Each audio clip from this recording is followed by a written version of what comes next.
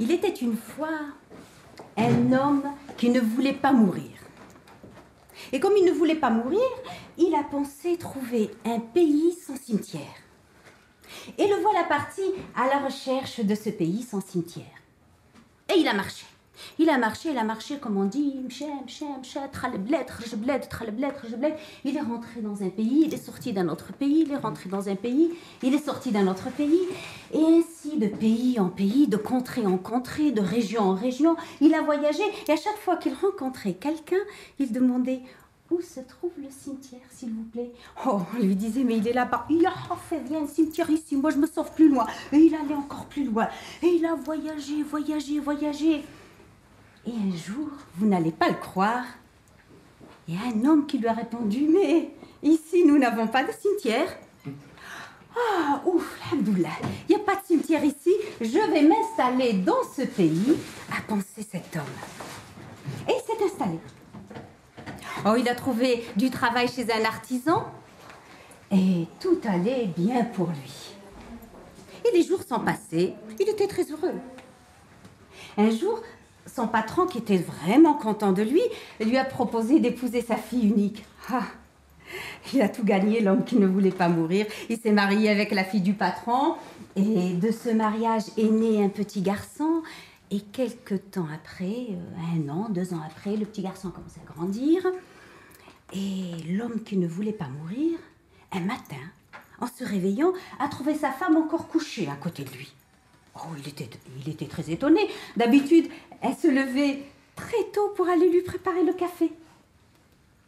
Il l'a un petit peu secoué.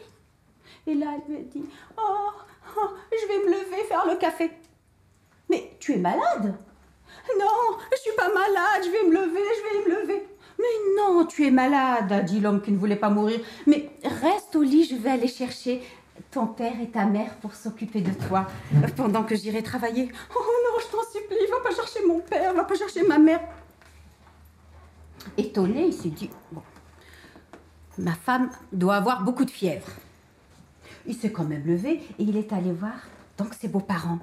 Et il leur a annoncé « Votre fille est très malade, il va falloir aller vous occuper du petit et vous occuper d'elle. » Oh, et là, il les a vus courir dans tous les sens. Et sa belle-mère qui courait « Vite, vite, les marmites! Vite, les couteaux! Vite, les hachoirs !»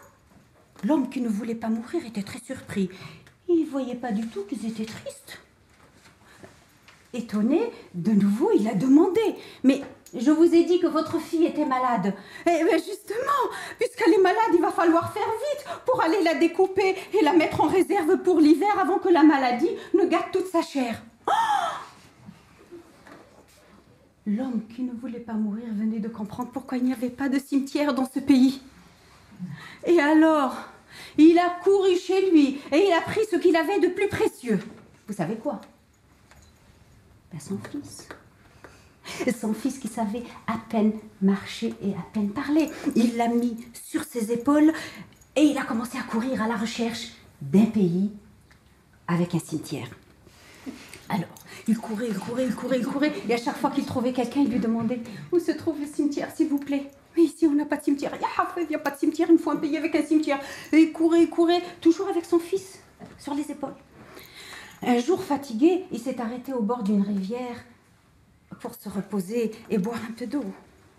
Et là, au moment où il a soulevé son fils pour le poser à terre, le petit qui savait donc à peine marmonner quelques mots, lui a palpé le cou et lui a dit « Ah papa, ton cou ça ferait un bon tagine au navet. » Oh, quelle horreur! Alors il a saisi son fils, il l'a jeté dans la rivière et il s'est sauvé. Il a couru. Je lui souhaite d'avoir trouvé un pays avec un cimetière. Mon histoire est partie, mais moi je suis ici.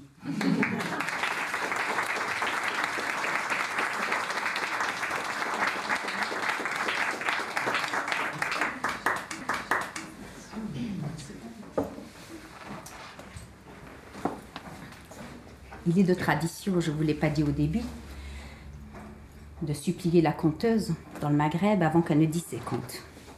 Je ne vais pas vous demander de me supplier puisque vous êtes venus de loin. Mais il est toujours de tradition de réclamer un conte. Vous en voulez un autre? Oui.